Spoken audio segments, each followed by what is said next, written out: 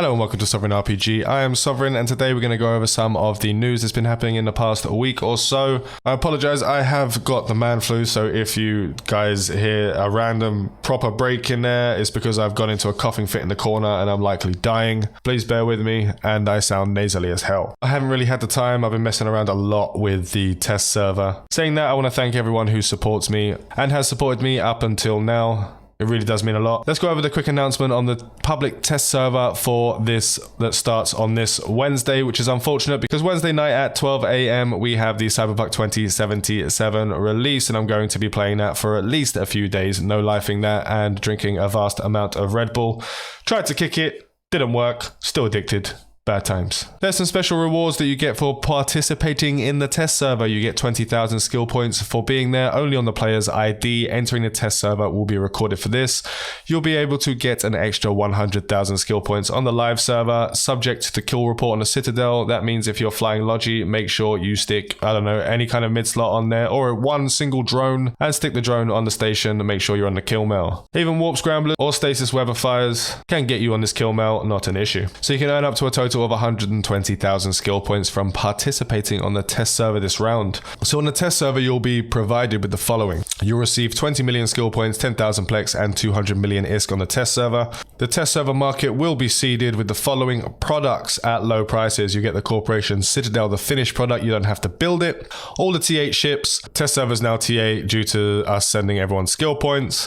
All Meta 8 weapons will be at low price, and all industrial ships below T9 will also be at low price, so you can fit that Corporation Citadel inside of one of them and trek it out to wherever you like to. So there are some special test server rules that are only on the test. The anchoring time of the Corp outpost will be 1 hour. On the live, it will likely be 24 hours as it is on EVE Online. The repair time of the Corp outpost is 5 minutes, and this is only put there in order to help speed up the testing process and will not reflect the gameplay on live. This is the latest info regarding our upcoming test server, but any of this may be subject to change as we further finalize the details. So make sure you guys get signed up for that, get your 120,000 skill points, have some fun, join up with your corp, join up with someone else's corp if you're solo, or you're in a smaller corp. I'm sure there'll be people willing to take you on for the test to make sure they get those Corporation Citadel kill mails. So while we're on the subject of test servers, yes, the content creators have access to a test server. No, we do not have access to forward information. The ships that we have on there, not including the God mode dev ships, that really have no place being put out in videos anyway, because the players will never have access to these. All of these ships, all of these modules are actually in the market on the live server, so you can see the stats. All it takes is a calculator and a basic knowledge of maths to be able to actually figure out what the stats would end up with anyway. We're just able to give you a visual representation. We do not have any access to any early sovereignty stuff. There's no Corp Citadels on there. There are some modules that are still in development. These modules do not show us what the final product will be. These are all unbalanced. Most of them are unbalanced, and changes will be made. So I went to Joseph for an official announcement on why they gave access to the content creators for a test server. We made it to allow moderators and content creators to experience some of the content that might be too difficult to access on live, and to be able to make additional content with more flexibility.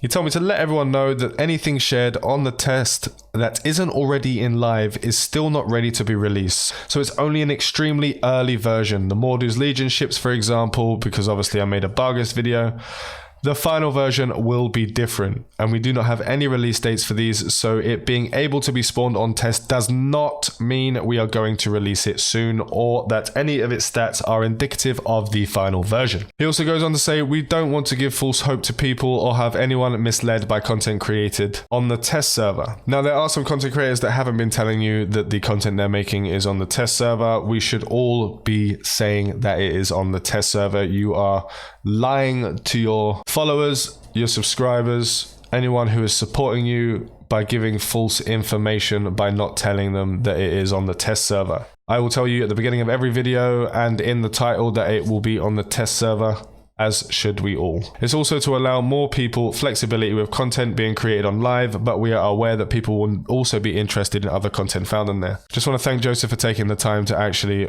respond to me about this. People seem to think that the content creators get early access to information. We get access as soon as you do. As soon as we see the Twitter post, see the in-game notice, Facebook posts, or the Discord, is the same time that we get information. We don't get information before anyone. Not anymore anyway. Maybe it was back in the day when it was the betas and the alphas. I was getting information before they were released. But now everyone gets it at the same time. So now we move on to the game announcement, the actual patch notes for tomorrow's update. Obviously, you'll also get access to the test server starting from tomorrow as well. But some of these new features, the game will come down tomorrow at 8 UTC and it will take approximately 120 minutes. And obviously, if it goes over that time, they will give you 5,000 SP per hour. Not a problem. So some of the new features include the time limit for T7 plus news missions is now 6 hours. That's fine, not a problem. You can now receive private chat notifications in the Citadel. I get spammed more than enough that I don't even know when and where I get those private chat notifications. I didn't even know you couldn't get them in Citadels. They've added a status display that appears when the contract has ended. I guess that'll be in the contract list itself. It'll come up as red or something to show you that it's no longer active. Fixed an issue where NPC pirates had too many of the same types of modules fitted, like a ship fit with 17 warp scramblers. Thank you, Netties. Fixed an issue where the bill of alliance maintenance fee wouldn't transfer to the new corporation after the executor corporation changed. That would have been a bit of a ball ache if you leave an alliance and still have to pay all the fees. I'm sure that upset some people. So the global order limits of the market has adjusted from 1 billion to 99 billion. So we can flood the market with more useless numbers. The shield force field does not take damage after shield reaching 0. I didn't even know that it could take damage. After that, maybe it was just the fact that the resistances still followed over into armor from the shield field. I haven't used the shield field in a while, so I would have had to have done some testing on that, and I didn't notice any difference, to be honest. I never got out of shield using it, so I didn't see anything about that. You can now change settings to auto skip the login opening cutscene. Thank you, Netties. I don't even know if I can watch that anymore.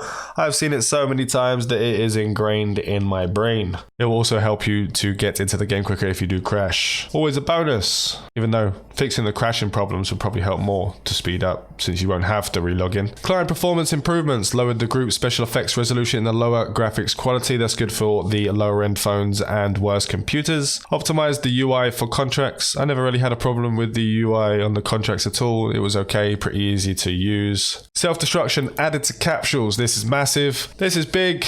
They should have had this from the beginning. It would have saved some people some very horrible experiences, like being held captive and forced to sing in Discord for you. Everyone is open to play the game they want to play with them, but a dick is still a dick. There was also players that an entire corporation took shifts and held in there for 3 days. So this player could not play his character for 3 whole days. And when he complained to the developers, they said it was part of the game, which it is. Play how you want. But now these people don't have to worry about being terrorized by players in the game. What can I say? I just don't agree with that kind of gameplay. Improved the reconnecting process when using navigation, reducing time loss. I'm guessing that's the 3 seconds it takes once you jump for a gate to start the jump again for the next one. But that also could be something else entirely. I'm not 100% on that one. The wording is a bit weird. Guest accounts can no longer share a contract. Players with a guest account must link their accounts to continue sharing, which is fine. You should have your account linked anyway. If your phone explodes, you'd want to be able to get that account back and not lose all that SP. After resetting the resource extraction skill, it's no longer possible to extend the mining time if there are too many mining arrays, which is fine because that was kind of exploitative. Adjusted the display of debuffs on the main screen. Please tell me how many actual points I have on me, not just what I have on me. So one module.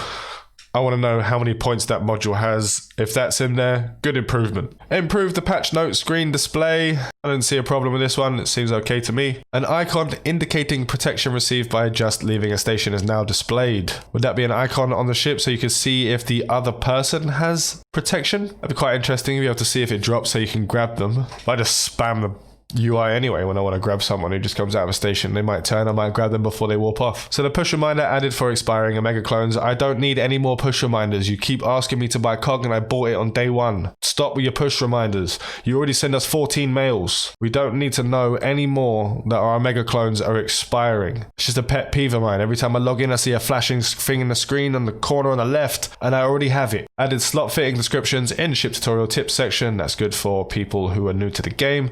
Data core icon adjustments, probably so they don't all look the same. I wish they'd do that with all the modules like gyro stabilizers and magnetics. and other DPS modules. The amount of times that I've been stupidly tired at 4 o'clock in the morning and accidentally stuck gyro stabilizers on a bloody railgun ship. Just change the icons, they don't all have to be the same. So they've optimized the visual icon effects of objects in space. Don't know what icon effects they're talking about, so we'll just leave that one there. Maybe you guys know, let me know down below. Fixed an issue where it's possible to reset drone attack timers by tapping the drone button rapidly. That is insane. I had not even heard of this until I've just read it just now. Who even thought of doing that? Just spam the button over and over again and just get hits over and over again really quickly. They already hit quite fast, so that's insane. Fixed an issue where a corporation name card couldn't be shared to chat sometimes. Fixed an issue where changing the language would occasionally cause the corporation channel to disappear. Wish I knew that one before. All my corp mates are arseholes. I wish I didn't see what they had to say. Fixed an issue with an incorrect autopilot status display. Not really sure what that means either. Please let me know down below if you know what that is. So that's everything we have for today. We're all caught up on the news, we're all caught up on the game announcements, and we're all caught up on the fact that I have man flu. Feel sorry for me, feel my pain, send me some love, chuck a like on the video. Remember to like and sub if you haven't already. This is your one-stop shop to Eve Echoes. Fly safe and avoid local chat scams.